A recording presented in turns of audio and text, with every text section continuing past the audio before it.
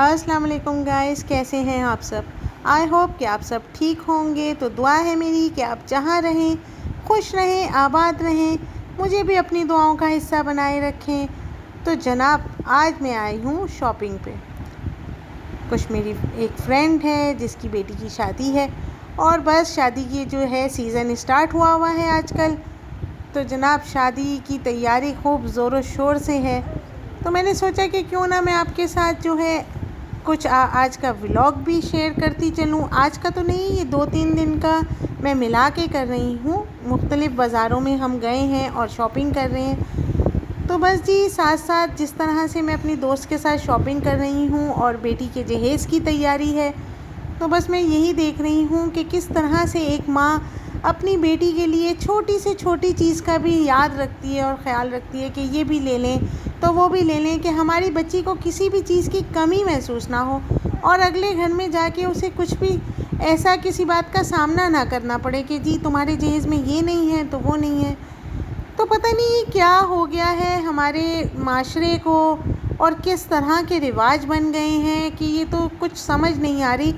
اور میں جس طرح سے سوچ رہی ہوں ہر وقت کہ یہ کس طرح ہوگا، اتنا مہنگائی کا دور ہے، کمانے والا ایک بیچارہ باپ ہے اور اسی کے اوپر تمام کا تمام جو ہے بوجھ لادا ہوا ہے۔ کسی کو بھی اس بات کی سمجھ میں نہیں آتی، اور خاص طور پہ لڑکے والے، کیا ان کے گھر میں کیا وہ کھا پی نہیں رہے؟ کیا ان کے پاس کسی مشینری کی کمی ہے؟ فریج نہیں ہے، اے سی نہیں ہے، کیا نہیں ہے ان کے پاس کہ ہر چیز بیٹی والے دیں؟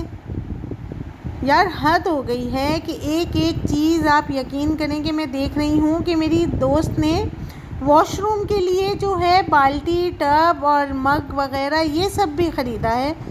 تو حیرت ہے یار، کیا آپ کے گھر میں جو بہو آ رہی ہے تو آپ کے گھر میں کیا ایک بالٹی اور مگ بھی نہیں ہوگا؟ ہینگر بھی لیے ہیں، تو ڈسٹ بن تک بھی اس کے کمرے کا لیا ہے بچی کے لیے۔ اور جناب کراکری اور مشینری کی بات کو تو آپ چھوڑ دیں، رہنے دیں کہ وہ کیا کچھ نہیں لیا اس بیچاری ماں نے۔ اور اس باپ کی حالت دیکھیں جو بیچارہ مڈل کلاس بندہ ہے، وہ کس طرح سے یہ سب سروائیو کر رہا ہے، کچھ سمجھ میں ہی نہیں آ رہا۔ ساتھ میں پورے کنبے کا، پورے گھر کا بھی بوجھ ہے اس مڈل کلاس بندے کے اوپر، اور پھر ساتھ ساتھ اس کو بیٹیوں کے گھر بسانے کی بھی فکر ہے۔ تو یہ جہیز کی لعنت کب ختم ہوگی ہمارے معاشرے سے؟ کوئی بھی نہیں۔ اگر ہم 1-2-3 ہم مل کے چاہیں 1 سے 2-3 ہم کوشش کریں کہ ہم یہ رواج کو توڑ دیں، ختم کریں، تو ہو سکتا ہے کہ ہماری دیکھا دیکھی اور گھرانے بھی اس طرح سے کرنے لگ جائیں۔ ماں باپ بیچارے سونا زیور سے لے کے کپڑا لتا، واش روم کی چپل تک بھی ماں لے کے رکھتی ہے کمرے میں، یار حد ہے۔ اور کچھ بچیاں بیچاریاں تو اسی جہیز کی وجہ سے بیٹھی رہ جاتی ہیں تمام عمر۔ جس گھر میں آپ دیکھیں 3-4 بیٹیاں ہیں اور ان کے گھر میں بیٹا نہیں ہے، سب سے پہلے تو رشتے والے ہی ایک عجیب ہوتے ہیں کہ جی نہیں ان کی تو بیٹیاں ہی ہیں، کوئی بیٹا ہی نہیں ہے، ہمارا بیٹا بیچارہ کوئی اس کا سالہ ہی نہیں ہوگا، بچوں کا ماموں ہی نہیں ہوگا۔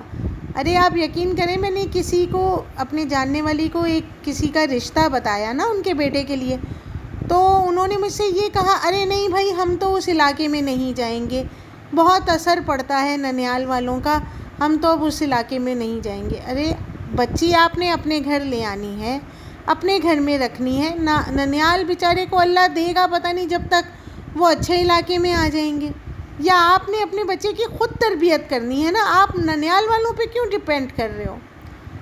تو اللہ تعالیٰ اللہ کرے ہمارے معاشرے کی سوچ بدل جائے، اور یہ تمام نظام اللہ کرے کوئی ایسا ہو کہ چینج ہو، اور ہمارے بھی جو گھروں کی مڈل کلاس گھروں کی بچیاں ہیں سب اپنے اپنے گھروں کی ہو جائیں۔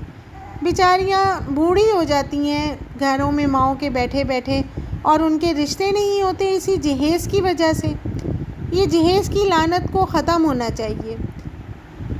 تو بس یہی سوچتے کرتے میں اپنی فرینڈ کے ساتھ ساری تیاری کروائی اس کی بیٹی کی۔ اللہ تعالیٰ اس بچی کا نصیب اچھا کرے، اسے ڈھیروں خوشیاں دکھائے، آباد رکھے، شاد رکھے، ہم سب کی بچیوں کے اللہ تعالیٰ بہت اچھے نصیب کرے۔ تو بس آج کا میرا یہی موضوع تھا۔ میرا مقصد بالکل بھی کسی کو یہ نہیں تھا کہ میں کسی ایک کے اوپر یہ بات کر رہی ہوں، میں نے عام معاشرے کی یہ بات کی ہے سب۔